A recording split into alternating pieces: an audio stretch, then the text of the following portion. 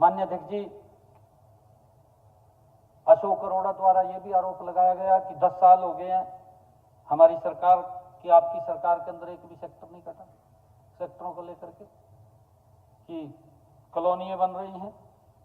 माननीय अध्यक्ष महोदय, मुझे खुशी है कि मेरे विपक्षी भाइयों को हरियाणा शहरी विकास प्राधिकरण की अब याद आ गई है।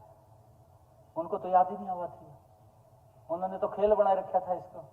आपको मालूम है माननीय अध्यक्ष जी, यह वही प्राधिकरण है जिसकी नींव इनके समय में खोखली हो चुकी थी।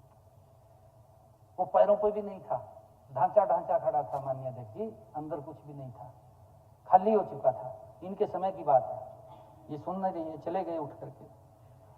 अगर कोई सुन रहा होगा तो लिख लेगा बात में, कल बता देगा। मैं बताना चाहूंगा माननीय अध्यक्ष जी, उस समय आपने किसानों को जमीन अधिग्रहण का डर दिखा करके उन्हें अपनी जमीन कौड़ियों के भाव बेचने के लिए इन्होंने ही मजबूर किया। मालूम है आपको माननीय अध्यक्ष जी, प्राधिकरण के सेक्टर बनने थे, जो जमीन इन्होंने एक्वायर की थी, एक्वायर तो इसके नाम से की थी कि हम सेक्टर बनाएंगे, सेक्टर बनाने के नाम के ऊपर एक्वायर की थी। इससे प्राधिकरण का काम बंद हो गया और यह घाटे में लगातार जाता रहा। हमने इस प्राधिकरण को घाटे से उभारने का काम आदरणीय अध्यक्ष जी किया है। अब यह शहरी संपदाओं में 40 सेक्टरों में भूमि अधिग्रहण कर रहा है। यह भूमि अधिग्रहण ई भूमि पोर्टल से हम करते हैं या लैंड पूलिंग नीति के माध्यम से माननीय अध्यक्ष जी ये किया जाता है। पहले चरण में पंचकुला के कोट बिल्ला शहरी परिसर में सेक्टर 14, 16, 22, पिंजौर कालका में सेक्टर 23 को पायलट प्रोजेक्ट के रूप में हम विकसित कर रहे हैं। आदरणीय अध्यक्ष जी, अरोड़ा साहब ने नगर निकायों में एससी वार्डों की संख्या घटाई गई है, यह भी आरोप लगाया है। पता नहीं कैसे आरोप लगाते हैं माननीय अध्यक्ष जी।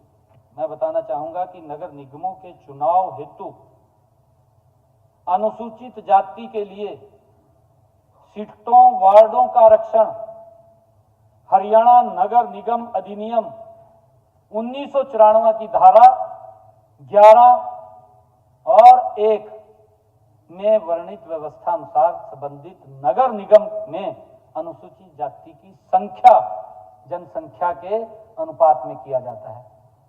हर आरोप लगा दिया, कहा जी इन्होंने एससी के वार्ड कम कर दिए।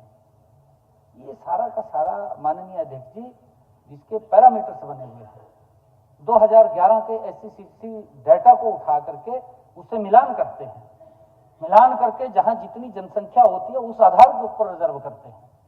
ये कह रहे कि आपने उसकी संख्या कम कर दी।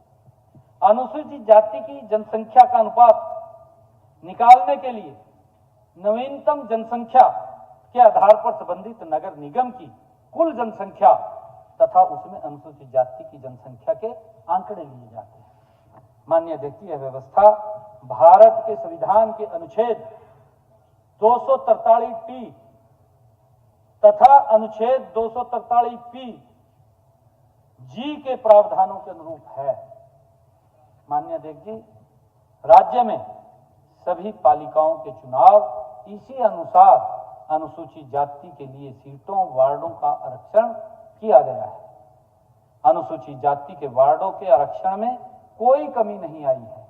ये खाली माननीय अध्यक्ष जी झूठ बोलने का इनके पास बड़ा एक टेंडर है, झूठ बोलते हैं।